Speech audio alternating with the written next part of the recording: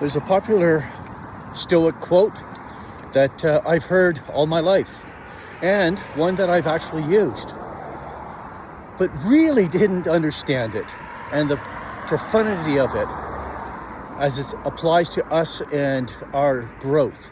The unexamined life is not worth living.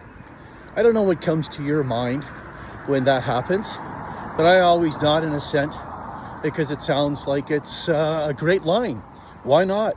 An unexamined life is not worth living.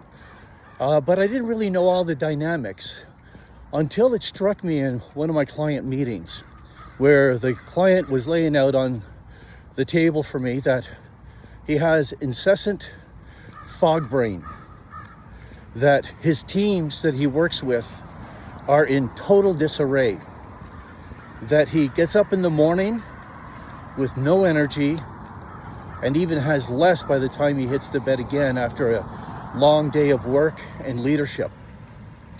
And also, he is feeling like he's embattled every day from every side because of a toxic workplace.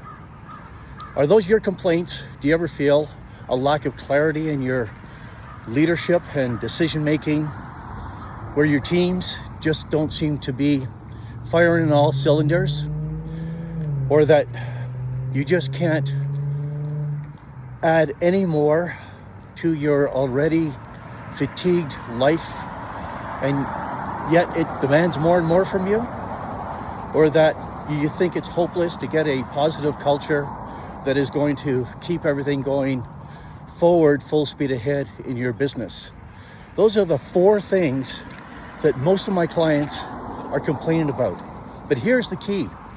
More and more of them are hiring me, not for business advisory, not for the strategic planning, not for putting good materials together and presentations, but exactly to address that, them as individuals. And there's a whole discovery of baggage that has been unresolved, issues that have not been attended to, distractions that have become the main of their life to get away from the responsibilities that face them.